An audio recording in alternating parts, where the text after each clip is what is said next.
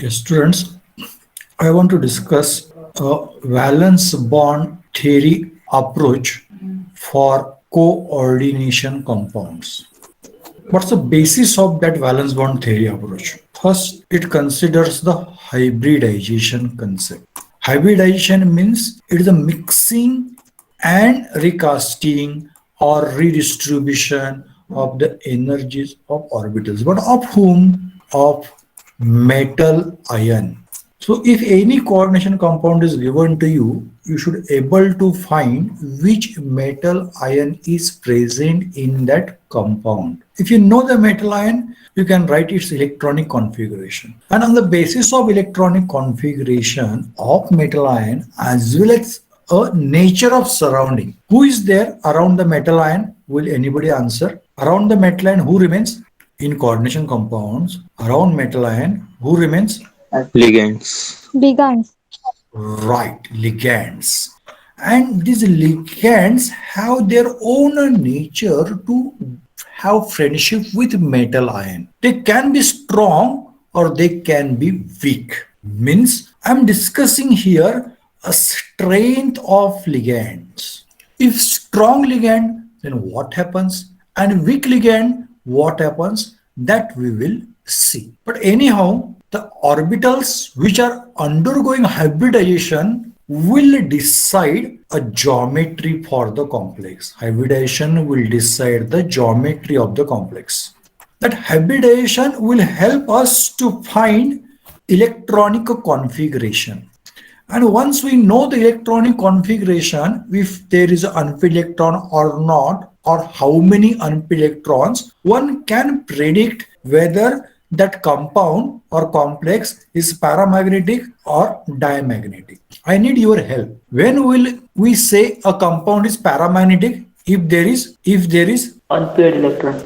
right unpaired electron, then it is paramagnetic. And if unpaired electron is absent or all electrons are paired, then we can say that compound will be diamagnetic. Same logic. It is the concept of valence bond theory. I repeat, the base of the valence bond theory is hybridization. And that hybridization will decide geometry and electronic configuration of metal ion. And that will lead to conclude whether it's a paramagnetic or diamagnetic. But one more point is there, that hybridization conclusion or type of hybridization is decided by means of nature of ligands, strength of ligands. If strong field ligand, then what happens? Weak field ligand are there, then what happens? That we will see. Is this point clear to you now, the basis or the concept of valence bond theory? Yes, sir. Yes, sir.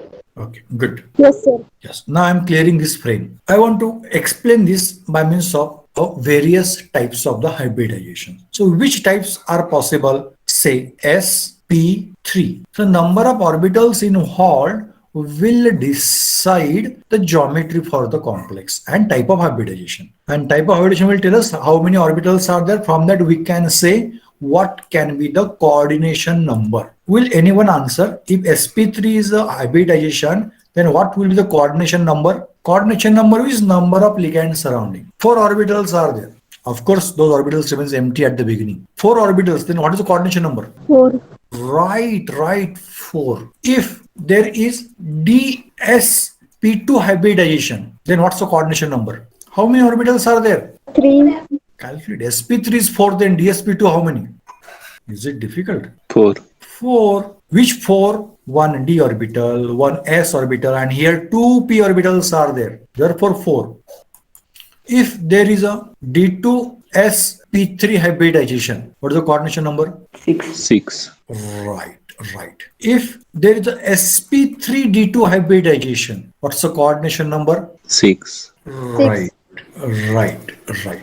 Coordination number is a total number of bonds, or in general way, if monodentate ligands are there. Monodentate means a ligand which donates only one lone pair. That basic aspects are cleared in one video.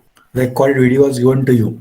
That monodentate ligand, how many such ligands are there? On that basis, we can find the coordination number. or total number of coordinate linkages by the metal ion with surrounding. That is our coordination number. This coordination number will decide the geometry. How? This coordination number will help us to conclude which kind of hybridization is there. See, here also number 4 is there, here also number 4 is there, but type of hybridizations are different. Hybridizations are different, geometry will be different. Will you answer? If sp3 is hybridization, then what can be the geometry? sp3 hybridization. What's the geometry? Other examples also you know, methane molecule, sp3 hybridization, carbon nanotubes, sp3 hybridization. What's the geometry? Tetrahedral. Right, tetrahedral. Likewise, if dsp2 is hybridization, now keep in mind, remember that a geometry will be square planar. If d2sp3 is hybridization, then geometry is octahedral. Octahedral, 6 ligands are there. Here also, if sp3d2 is hybridization, geometry is octahedral, but differences are there in those complexes. In this way, a geometry will help us to decide or to conclude what type of hybridization it is. Or if we know the type of hybridization, we can understand the geometry. Or if we know the coordination number, if we know the hybridization, then we can predict the geometry of the complex properly. For example, if coordination number is 4 and hybridization is dsp2, then geometry will be square planar. Here is the importance of relation of hybridization and geometry. Only 4 types of the geometries, actually 4 types of hybridizations I discuss here. Is this point clear? Yes, sir. Yes, sir. Yes. Yes. Now I want to discuss when will there be a D2sp3 hybridization and when will there be sp3d2 hybridization. This point I will discuss. Both were already you said coordination number is 6. So 6 ligands are there. Valence bond theory or Linus Pauling theory, what does it say? That I am going to discuss now. Interestingly, valence bond theory say that metal ion is at the center. That Werner only already said. So there is no new thing in that. Ligands are there around the metal ion. That also Werner said. Nothing new in that. But what is new in the valence bond theory? Valence bond theory says ligands are, yes, will anybody help me? Actually, you know that valence bond theory not ligands are, yes, what is the specialty of ligands? Just give any answer about. Explain ligand. Ligands are at least complete. Ligands are, to whom will you say ligand? Okay, at least now complete. Donate the electron. Yes, ligands are lone pair donor. Lone pair donor. Lone pair means here 2 electrons for 1 coordinate bond. If 4 ligands are there, then 4 lone pairs will be donated. And in orbital, how many electrons do remain? Suppose if I consider s orbital, then how many electrons can remain there? 2 electrons. So whatever the 2 electrons are there, those are on ligand, those are off ligand. But during bond formation, that lone pair is received by, welcomed by metal ion. So valence bond theory says, now basis of the valence bond theory I am talking about, metal ion is at center, nothing new. Ligands are around, nothing new. Ligands are lone pair donors, nothing new. Now valence bond theory says metal ion makes provision. Metal ion does the provision. Metal ion makes the arrangement. Metal ion does the rearrangement in order to accommodate the electrons donated by the ligands. It's a new thing valence bond theory said. What valence bond theory said? Metal ion rearranges itself. Metal ion makes provision. Metal ion does effort to accommodate. Accommodate means to give place for their stay. Who stay? Lone pair. From whom? Ligand. So metal ion makes the provision. Metal ion makes the rearrangement to accommodate the electrons donated by ligands. It is the interesting thing by valence bond theory. Is this point clear? Yes, sir. Yes. Yes, sir. Okay, good. So if metal ion is going to make a provision, then what's the criteria to make the provision, to make the rearrangement? My discussion here is this D2sp3 hybridization and sp3d2 hybridization. What is the difference in those? Here I am finding d orbital is first in this case, and here d orbital is later. If I have to talk about first transition series elements, then that d orbital will be 3d orbital in first case. This s orbital will be 4s orbital. Of course, it is in the first case. This p orbital will be 4p orbital. Of course, it is a first case again. So this is a set. These are the orbitals which are in the D2sp3 hybridization. Students, are you understanding what I am saying? Yes, sir. Yes. Now tell me, in the second case, this s orbital indicates which orbital from first transition series, which s may be there. These are the hybridization is for what? To welcome the lone pair from the ligands. So these are the outer orbitals. So 3D, 4s and 4p that I told to you. So I want to know, can you guess this s means which orbital? 4s. Right, 4s. This p means which orbital? Of course, 4p. 4p. Now this d means which orbital? Help me now. This d means which orbital? After 4p, which orbital should come? At least complete. 4d.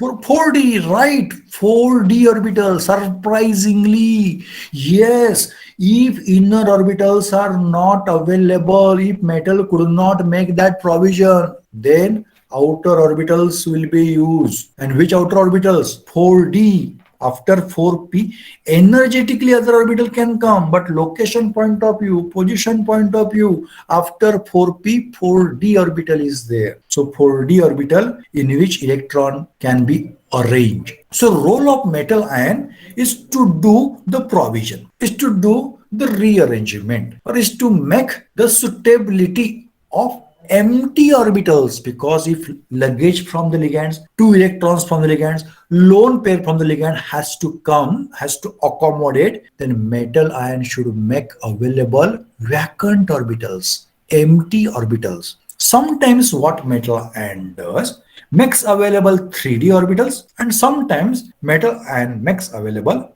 4D orbitals. Now, when 3D orbitals and when 4D orbitals, this point I am discussing. Before that, whatever I am saying, see whether it is clear to you or not. What I am saying, sometimes metal ion makes available 3D orbitals, inner orbitals, orbitals near the nucleus, 3D. And sometimes metal ion makes available the outer orbitals, 4D. Of course, d orbitals only, but sometimes inner 3D, sometimes outer 4D orbitals. Of course, this discussion is for first transition series elements. Considering that FTE, I am discussing this point. Is this point clear?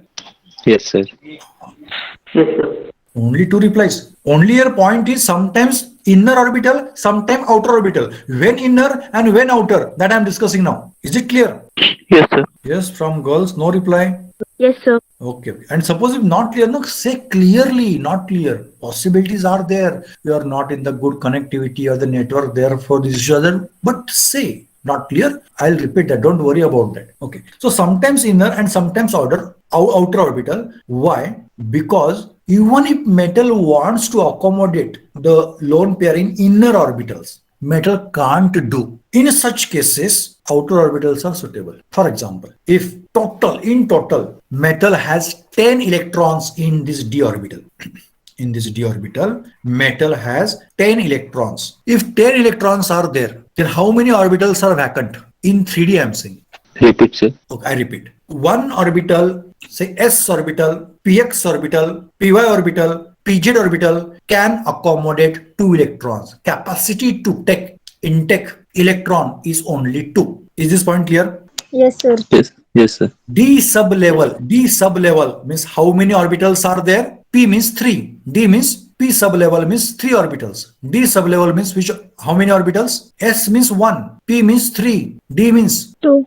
see. S orbital, P orbital, D orbital. Actually, in general, we say actually sublevels are there. S means 1, P means 3, Px, Py, and Pz. D means 5. 5. right, 5. F means 1, 3, 5. Then 7. right, 7. So D sublevel means 5 orbitals are there. dxy, dyj, dxj, dx square minus y square, dz square. These are the names. Just listen them. But 5 orbitals are there. My question is, in the d sublevel, 10 electrons are there. 10 electrons. In the d sublevel, 10 electrons are there. How many orbitals will be vacant? Possible. Utmost. Maximum. How many orbitals are vacant? Is question clear? Repeat, Yes, sir. sir. Yes, sir. Okay, somebody is saying, I think they repeat. See, suppose if I consider p orbital, means there three are there, 1, 2, and 3. And if I am with only two electrons.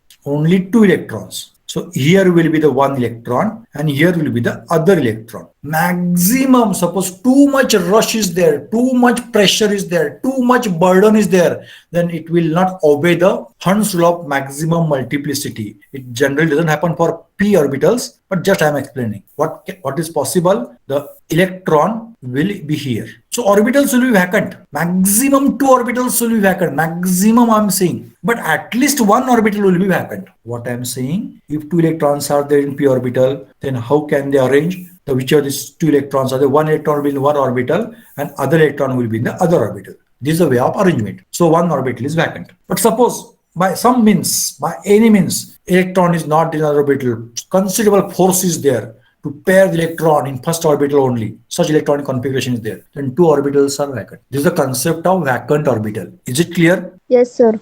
Yes, sir. My point of interest is here that d orbitals, not now the p orbitals. In the d orbitals or d sublevel, 10 electrons are there. 10. How many orbitals will be vacant? 0. 0. 0. 5. No. 0 is a correct answer. No orbital. My question, vacant orbital. All orbitals are filled. 5 orbitals are filled. So vacant orbital is 0. Yes. So in this d orbital, provision is not possible because already orbitals are filled, as like during traveling, railway coach you consider or bus you consider. If all seats are reserved, full, house full for theater also we use, or train full or bus full, completely filled. There's no space. No passenger can be registered there or can get the ticket, reservation ticket, or can book the seat because the seat is not available there. In such cases, metal has mandatorily to come to these outer orbitals. No alternative. Outer, the inner orbital space is not there. Availability of empty orbital, vacant orbital is not there. So outer orbital will be used. Is it clear? Yes, sir. Yes, sir. Yeah. So if d orbitals are with such a large number of electrons that necessary orbitals are not made available, in such a cases, outer orbital will be made available. One more example I give it to you so that concept will be the more clear. In spite of 10 electrons, I like to consider here 8 electrons. 8 electrons. What is the requirement? Requirement is that 2d orbitals should be vacant. If they are vacant, then electron from ligands will come and will enter in those 3d orbitals or inner orbitals. Now my question is, if 8 electrons are there, then maximum total 8 electrons are there now in the outermost orbitals and they are in the d orbital, consider, say 3d orbital. If 8 electrons are there, then how many vacant orbitals are possible? Maximum. 2. Okay, one answer is 2, one answer is 1. Yes, at least third 2. answer 2. Okay, just think again. D orbitals. 2. Just help me. How many d orbitals are there? 10. Orbitals. 5. 5d orbitals are. How many electrons are accommodatable? 1. Suppose if I consider the second electron here, it's a 1 pair, second pair, third pair, fourth pair, here 8 electrons are over. Means considering forcing of electron, considering pair of electrons against Hund's law of maximum multiplicity I'm talking about. So 8 electrons are over. So how many orbitals are vacant? That was my question. Question was how many orbitals? 10 electron is accommodating ability of the D sublevel. Out of that out of 10, 8 electrons are there. So how many orbitals are vacant now? 1. 1. Right. It's only 1. But we want to. 1 is available, possible available 1, but need is of 2. Then in such cases, metal will say, yes, choose the other orbital. What I am discussing? I told already that D2sp3 and sp3d2, these two kinds of hybridizations are there. But when there is a D2sp3, when there is a sp3d2, or when inner orbital complex, or when outer orbital complex possible, that possibility I am discussing. And what is the answer for that? One of the possibility is if large number of electrons are present in the metal ion already and sufficient vacant orbitals are not available. Which vacant orbitals? Inner orbital vacant orbitals are not available. In such cases, metal will prefer outer orbital. It is a first possibility. Is it clear? Yes, sir. Yes, sir. Yes. Now, Yes, sir. second possibility is interesting one. Two things are there. One is inner orbital, other is outer orbital. One where inner d orbital is used, other where outer d orbital is used. One where 3d orbital is used, other where 4d orbital is used. About metal ion, I told. Now let us discuss this in terms of ligand and metal interaction. Means focus will be on the ligand now. Till now, only I was considering about what the metal ion. Now, if I come to what the ligand, if ligand is strong, means ligand has strength. If you remember last slide, point was there, strength of the ligand. Ligand can be strong or ligand can be weak. If ligand is strong, then that ligand has that capacity, has that ability to pair the electrons against Hund's rule of maximum multiplicity. If ligands are boss, ligands are strong, ligands are powerful, then whatever the electrons of metal are there, they will rush, they will gather, they will come in lower energy orbital, and outer orbitals will be what? Available, or few orbitals will be vacant, and because of that, those d orbitals are inner, availability may what? Possible. I'll give example, don't worry about that. Just listen now. What's my statement? If ligand is powerful, if ligand is strong, in such cases, electrons will pair against the Hund's rule of maximum multiplicity, causing availability of inner d orbitals. Other statement is a counter statement. If ligand is so-so, or ligand is poor, ligand is feeble, in such cases, metal will not listen to ligand. Metal will say, now I am a boss. Put your electrons in outer orbitals. So metal will make available outer orbitals. Even though metal could have done arrangement, but metal will not do that arrangement. Why? Because ligand is poor. Metal will do bossing. And first case, in this case, ligand will do the bossing. Ligand will compel metal ion to pair the electrons and to make available the empty orbitals, inner orbitals. And in second case here, who is boss? Answer for my question. Yes, in the second case, who is the boss? No, concept not clear. Here, metal ion is a boss, and because ligands are poor, weak ligands are there, strength is less. In such cases, metal will make available the outer orbitals. Are you following at least 50%? Yes, sir. Okay, to make this concept clear, now second point. What was my first point? If metal is with large number of electrons, in such cases, suitable orbitals are not made available. Possibly not. Whatever will strength of ligand, whatever will want of metal ion, in such cases, outer orbitals will be used. But if metal ion is with a less number of electrons, in such cases, possibly I'm saying, metal ion can make available the inner orbitals. It was my first point. Second point about the ligand strength. If ligand is stronger, powerful, then if possible, it will compel metal ion to pair the electrons against Hund's law of maximum multiplicity to make inner orbitals available. Case number one, here ligand is a boss, and in second case, metal ion is a boss. Ligand is poor. So metal will direct to ligand, put your luggage, put your electrons, lone pairs in outer orbitals. These are the inner orbital complexes, and here these are the outer orbital complexes. Are you following what I'm saying? Yes, sir.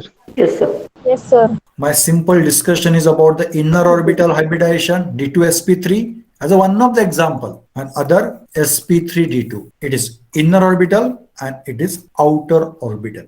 To make this concept clear, I give you one example. We are talking here of coordination compounds. Coordination compounds is a chemistry between or linking between, bonding between metal and ligand. So there's a friendship between the metal and ligand. How strong the friendship is, that will decide what will be the hybridization, D2sp3 or sp3d2. It is in perspective of the ligand. If ligand is strong, means strong bonding, good friends. If good friends, then inner orbital will be made available. If ligand is weak, ligand is poor, not so good friends, outer orbital will be made available. Same thing we follow, no? Suppose if any guest comes, then we do not allow every guest to come inside the house. If close relative is there, yes, that as a guest can come in the house inside, may can enter up to kitchen also. But if so guest is there, means not so bonding is there, more bonding is not there.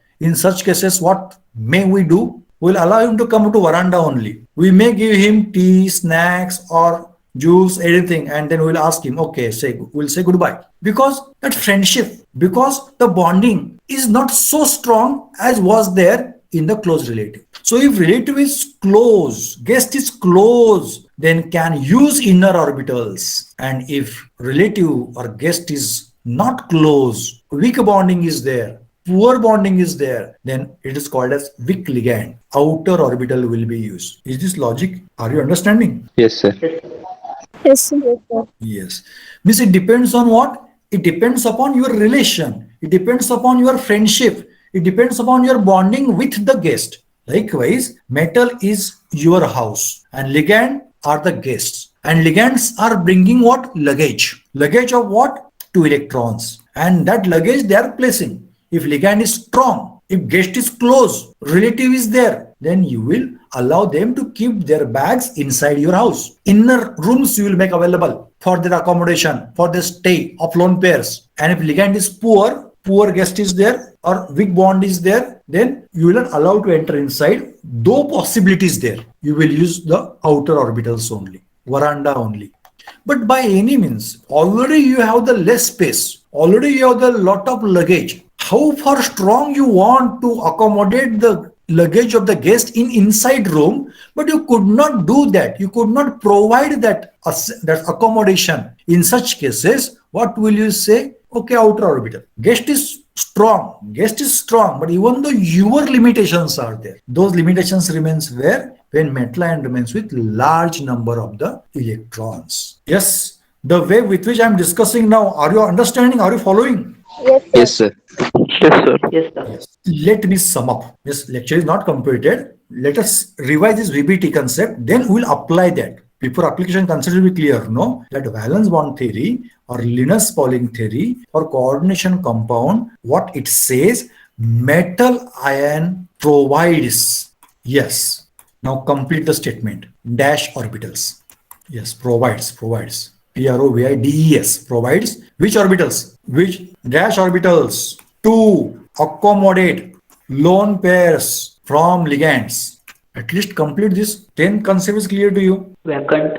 Brilliant. Empty orbitals or vacant orbitals to accommodate the lone pairs from ligands. If, now let me clear this. Is this first point clear? Yes, sir. Yes, sir. Yes, you say yes spontaneously, but answer I do not get spontaneously. It's the issue. If metal ion is with large number of electrons, in such cases, how far strong ligand it may be, outer orbital complex will be the result. Because metal itself is with a large number of the luggage or the material or the electrons. So it could not make any inner orbitals because space is not there. Is this point clear? Yes, sir. Yes, sir. Now, if metal ion is with less number of electrons, make 2 electrons, 3 electrons, 4 electrons, 5 electrons, say 5 electrons is considered a large number, but it's possible. Then metal can think whether to make inner orbital available or outer orbital available. Means, suppose if 5 electrons are there, how generally we arrange the 5 electrons? First, second, third, fourth, and fifth. So whatever the capacity or the space of the house is there is completely filled, not completely filled, but is used there. Not completely filled, but is used. And if coming ligand is poor guest, not good bond, then metal will say say outer orbitals only. So in such cases, outer orbital complex will form. But if ligand is strong, then what this metal ion will do?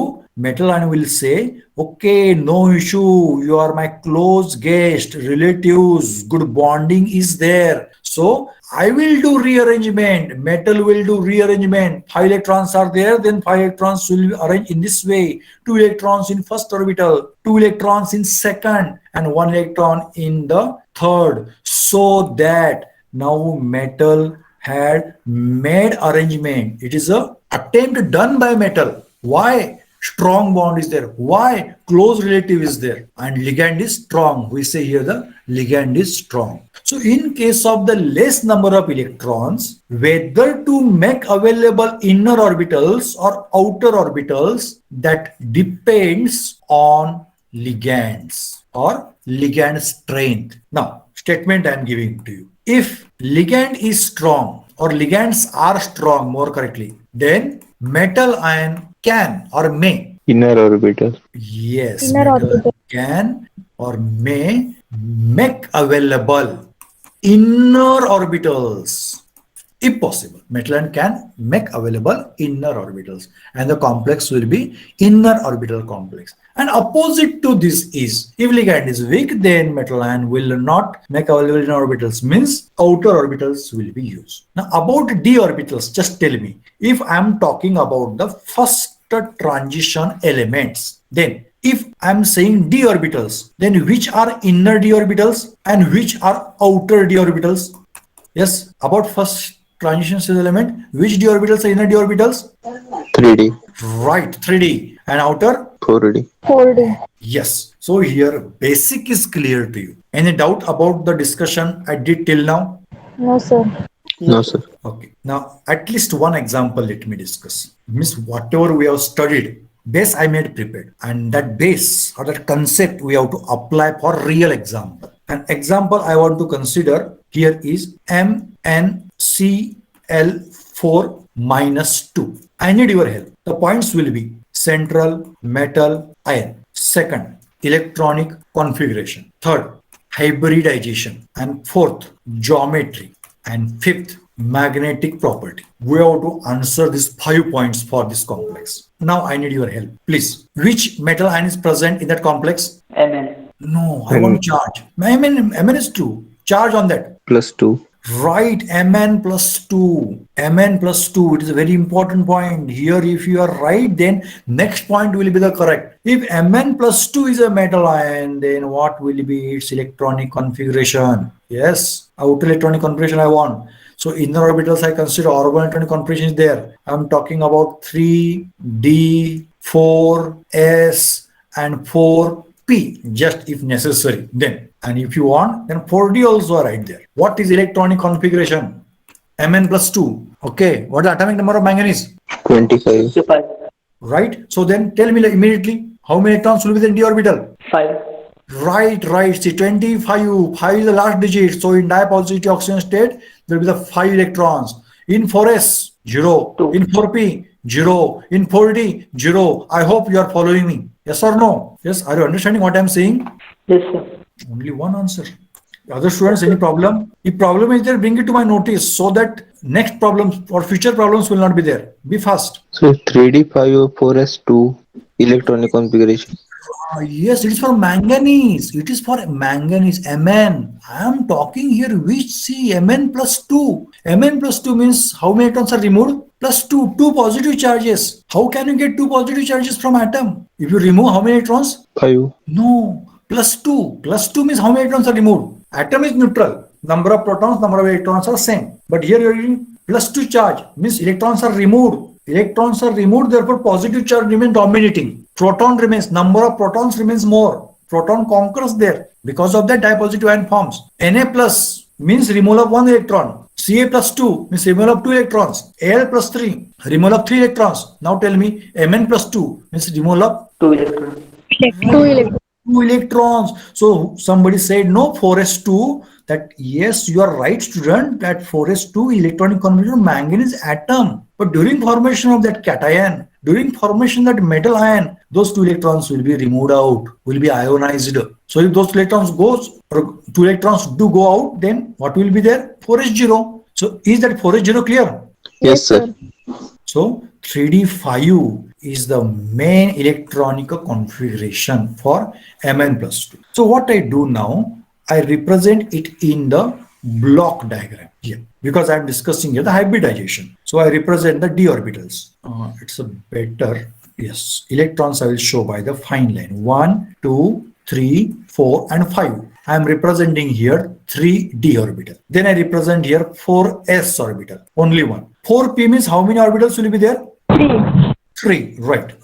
3d, 4s and 4p. So in the d orbital, 5 electrons are there. In general sense, how we accommodate the electrons? First electron, second electron, window sheet, third electron, window sheet, fourth electron, window sheet, fifth electron, window sheet, sixth electron, but electrons are not there. But even if it would have been there, then window sheet is not available, then pairing will occur there. But as I shown here, 5 unpaired electrons will be there. Only 5 electrons are there, but they are spaciously arranged. Means in a college, suppose if 20 benches are there, and on 20 benches, 40 electrons means 40 students can sit, but at the beginning pairing will not be there. On each bench 1 electron will be there. On each bench 1 electron. So 20 electrons. Spaciously they are arranged. If any other electron comes, any other student comes, then has to pair there. So spaciously they are arranged. But I said only metal ion will not decide the final electronic configuration complex. It is in metal ion. In complex,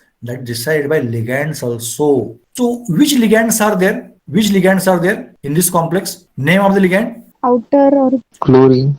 Chloro, Right. chlorido or chloride. These are the ligands. Chloride ligands. 4 are there. So what's the nature of that? That you do not know. I have to answer that. They are poor or they are weak. They are not so good friends. Friendship is there, has to optimal because bonding is there, but not so good. In such cases, answer for my question. Will metal ion do any provision? Will metal ion take any effort to make orbitals available, inner orbitals available? no? No, right. Means metal ion will say to those ligands, whatever your luggage is there, whatever your electrons are there, lone pairs are there, put in outer orbitals. Which are the outer orbitals? 4s and 4p. How many do we need here? How many chlorides are there? How many chlorides are there? 4. 4. So we need 4 orbitals. So metal ion will say, yes, use 4s orbital and these 4p orbitals. Total 4 orbitals are there. So metal ion will undergo one hybridization. Just help me. What is the type of that hybridization? This hybridization? sp3. Right. So hybridization here is sp3. So what are the bond angle? 109 20 minutes will be arranged. Empty orbitals. After that arrangement, ligands will come. Ligands will put their lone pairs. Lone pairs. Here, one lone pair from one ligand. Second lone pair from second ligand. Third lone pair. Fourth lone pair. So likewise, lone pairs will be accommodated in that sp3 hybridized orbitals. Now sp3 hybridization, what do you sense from sp3 hybridization? Geometry will be? Tetrahedral. Brilliant answer. Tetrahedral. Yes. So geometry answer also you found.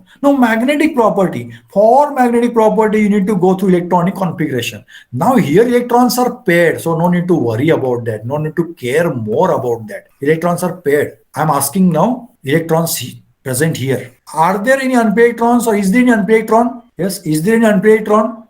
Electronic configuration is in front of you. Is there any unpaired electron? I am highlighting that orbital also. Is there any No. unpaired? Yes or no? No. Unpaired electron means what? Yes. See here it is unpaired electron. Unpaired. Pair means two. P-A-I-R paired. And only one electron is there, then it is a not paired. Unpaired. Here unpaired electron. Unpaired electron. Unpaired electron. Unpaired electron. 5 unpaired electrons are there. 5. Are you following? Yes, Yes, sir. Yes. Then now tell me. Paramagnetic or diamagnetic? Paramagnetic. Right. Yes. Here the application of our valence bond theory completes. Only one example I discussed today. Next time we'll discuss the remaining examples and you also can work at your level also. so that concept will be clear. Today my attempt was to make you the basis of valence bond theory clear. Is this point clear? Yes, Yes, sir. sir. Yes, sir. Anywhere you want any repetition or any more explanation? Yes or no? No, No, sir. sir. Good, good. No. Shall we stop now? Yes, sir. Yes, students. Yes, sir. Yes. Yes, sir. I stop the recording and I declare here today's session is over. I need to provide you the videos. Just wait. Yes, Saurabh. Yes, thank you for reminding. You are the very prompt student. I appreciate you. Little bit. I am not finding time, okay, but I'll do that. Another task also I entered, so it will be delays there. Up to Saturday, maybe the most busy will be. After means up to Monday, you will get those all videos. Is it clear? Yes, sir. Yeah. Okay then. Yes, students, please quit now.